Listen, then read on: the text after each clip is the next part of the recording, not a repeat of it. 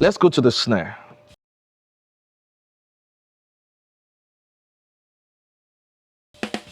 So this is what you're listening to right here is the snare, the dynamic mic on the snare, which is a PR22. One of my favorite go-to snare mics.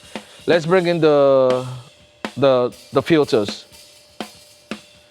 For the filters, I'm doing about 73.5 hertz on the high pass and about 13.61 on the low pass filter. So what I'm just trying to do is just get rid of a little bit of the kick. If you listen, you know, you can kind of hear the kick in there when I just bypass the high pass. So let's just listen real quick. Now with the high pass in, you see, you don't really hear the kick as much, and that's what I'm really trying to do. I want to still capture the body of the snare. I want to capture the fullness of the snare, but I don't really want the kick in there. I typically don't like to get snares, simply for the fact that I'm never really sure when the drummer might do ghost notes. So I want to be able to capture those ghost notes. So what I try to do is just I try to place the mic in a position that allows me to just capture the snare, try to minimize, you know, the hi-hat and some other things. You know, it's a live drum set. You have a lot of mics around the kit, so you're still gonna get some of those things. So yeah, so you're still gonna get some of the sounds. You know, you're still gonna get some of the sounds, you know, from the kit. You're gonna get all that other stuff. But what I try to do is just make sure that it's pointing towards the center of the mic. You know, the back of the mic is facing a little bit towards the hi-hat. If I can do that, that way I'm reducing the bleed of the hi-hat. So this is what it is just with the filters. And then this is what I'm doing on my EQ. So you see, I'm kind of trying to take away a little bit of the boxiness, but I'm trying to also find the fundamental of the snare. In this case, it's around 216, and I'm boosting about 4.6 dB. And then I'm also boosting a little bit of top end around 4.12 kilohertz of about 3.2 dB. And then I'm taking out a little bit of what I feel is the boxiness and the moniness around 370. And then for my compressor, this is one of the things I love about the D-Live. Now I know most consoles are doing it right now, but I love the fact that you can parallel compress itself. You know, you can parallel compress on the channel itself. So for me, I love compression, but I don't like to do heavy compression. The only place you're probably going to see a lot of heavy compression is probably usually going to be on my vocals, you know, because I'm trying to contain them. But, you know, when I have a good drummer who is very dynamic, who is controlled and you know, it helps to be able to get the mix that I don't have to worry that I have to chase the drummer all night long. Of course, if I'm dealing with a drummer that is not as experienced, you know, I might compress a little bit harder just to kind of help control and control and contain the snare. But I have a drummer that I'm working with in this case that is disciplined, understands how he wants to approach his playing, his technique, his tone and everything. So what I'm doing in this case for the parallel compression is I'm trying to keep the snare really focused. I'm trying to keep the snare really driving. So let's bring in what compression is doing. Once again, I'm using the 16T. My mentor once told me about this and said, hey, this compressor is good on everything. And guess what? He is right. I use it literally on almost all my sources because it just glues everything together the way I want it to without really doing heavy compression. Sometimes you're gonna get a 4 to 5 dB compression, but you don't really hear that compression. And then it also helps me bring what I'm compressing forward. So I don't have to necessarily boost a lot of top end if I'm really trying to get stuff to cut on the mix. Let's listen to what it sounds like with the compressor on.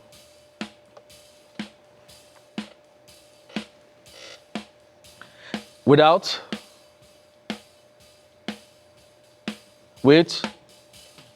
So if you actually look at it, you can actually see it's not really compressing. Now what I'm gonna do is I'm gonna take off the parallel compression and show you what the compression just sounds like by itself. That's what the compressor sounds like by itself, okay? And you can kind of see it's forward. If I bypass it, yeah, you can see that it's also adding a little bit more volume. but I wanted the parallel compression just to be able to kind of help control. So if you listen, you don't really hear a drastic volume change, but it's compressing. You can hear it's doing something, okay? And then I'm gonna go back real quick. For the kick, which I forgot to mention, I'm delaying the kick out by about 32 milliseconds just to help time, just to help make sure that the sound is arriving to the kick in and kick out at the same time. And I did this by ear, being that both mics are mounted inside. I just kind of turned it around and played with it just to see, you know, what felt right, what felt natural, because I wanted the sounds to arrive at the same time. And I'm doing the same thing for the dynamic and condenser mic, trying to get it to arrive the same time with the snare bottom mic, okay? So that's the dynamic mic. Let's go to the condenser real quick.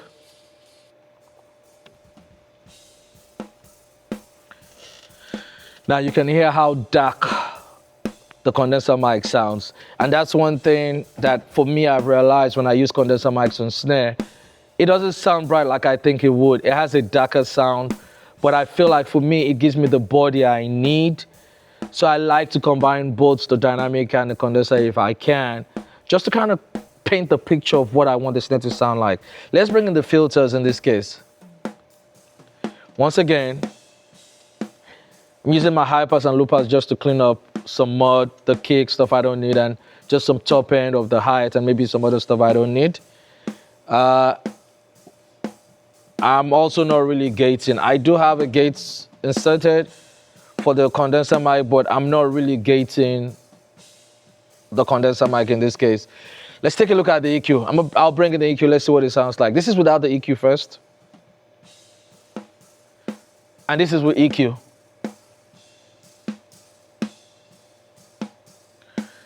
Without again.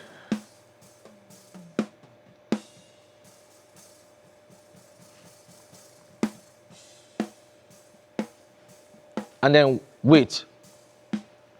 So you just kind of hear the snare mic open up. It gets rid of the boxiness. And what am I doing? Boosting around 208 hertz, about 4.5 dB. Once again, I'm trying to look for that fundamental in the snare because I want that present in my mix. Taking out almost about 6 dB at 432 hertz. And then at about 4.12 kilohertz, I am boosting about 4 dB.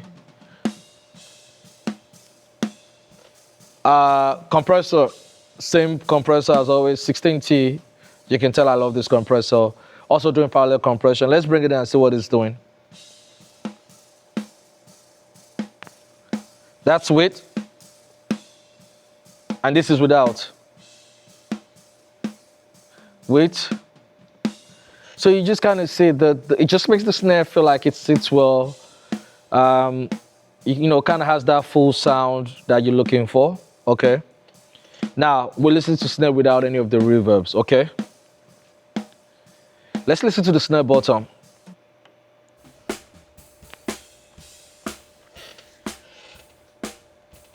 It's a condenser mic, so you can hear the snare wires. You can hear the kick. You can hear a little bit of the room. Now, what am I doing filter-wise? Let's listen. Oh, look at that. Kick is gone. That's what I want in the snare bottom mic. I'm doing a high pass around 159 and then a low pass at around 10K.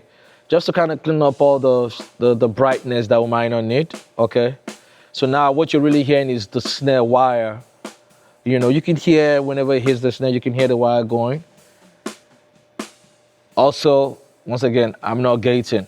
I really don't like gates on snares if I can help it. What are we doing EQ-wise? Let's bring that in. This is without. And then with. So you can, you know, you can kind of hear that I've taken out some more of the low and some of the boxiness, and you're really hearing the snare wire. Let's listen with and without. With again. Without. So I'm just really trying to use the snare bottom mic just to give me all the sizzle from the snare wire and everything. And then compressor, I like to heavily compress the snare button, because what I'm looking for is when it's hitting that, I want it really contained, but also when it goes to the ghost notes, I want that to kind of rise up to the mix so you can kind of hear. So what are we doing? In this case, I'm using a 1176. It's called the Peak 76 limiter, but 1176 emulation, and I'm using, I believe this is I guess this would be the silver phase, because from what I've heard, it has a little bit of saturation and distortion, and I like that. I'm hearing and I like it. So this is without, and then this is with. This is without.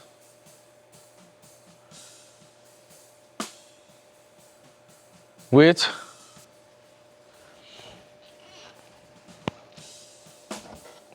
So as you can hear, it brings it forward, you hear the snare wire. Let's bring all 3 snare mics in together. So this is all 3 snare mics.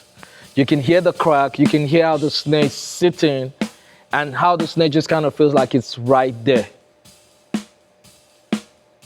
You hear the body of the snare, you hear the attack of the snare that helps, cut through certain devices that might not have all that top end. But you can kind of just hear how the snare just feels focused. And then what I'm gonna do is I'm gonna bring in the snare reverb so you can hear what that sounds like.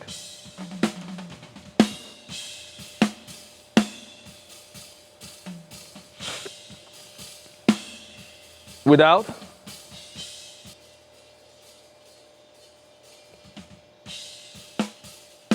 With.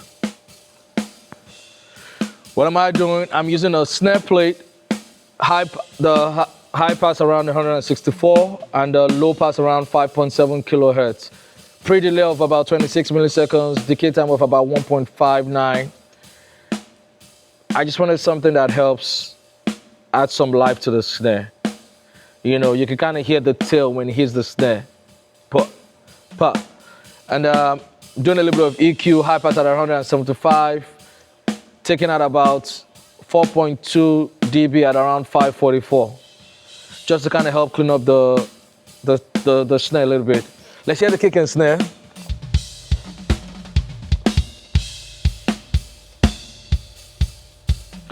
Actually, let's take out the kick for a second. So, I believe I'm also adding the snare a little bit to the drum room. Yes, I am.